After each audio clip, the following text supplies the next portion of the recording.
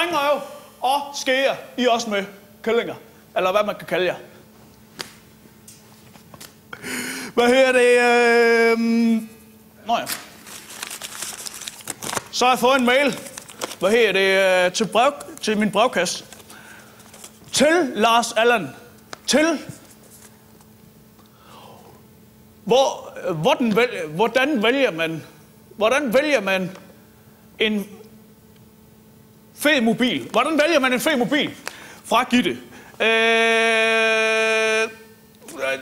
Hvad hedder det? Nå! Totalt mit område, sådan noget der. Man tager ind til en eller anden form for butik og sådan noget, ikke? Og der vil jeg så foreslå...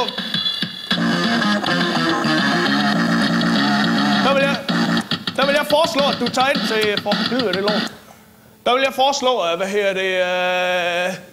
et bestemt mærke af butik, ikke? Sonofonos.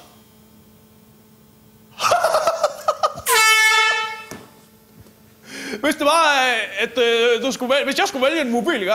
Så ville jeg nok tænke til Sonofonos og vælge en mobilas. Så bare lige spørge Expedientos. Så jeg tager ind til Sonofonos.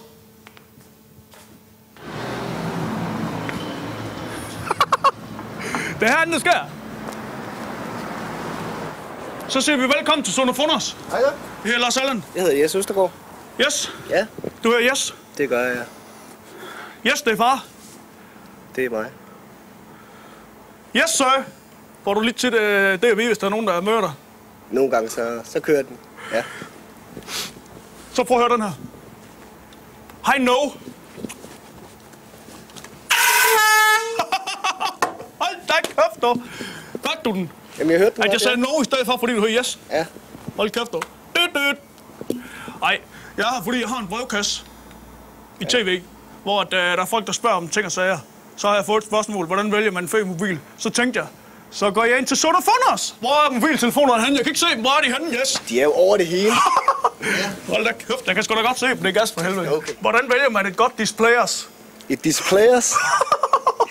Jamen, det er, hvad du kigger på. Du skal jo have et med farveskærm. Eller noget andet. Ja.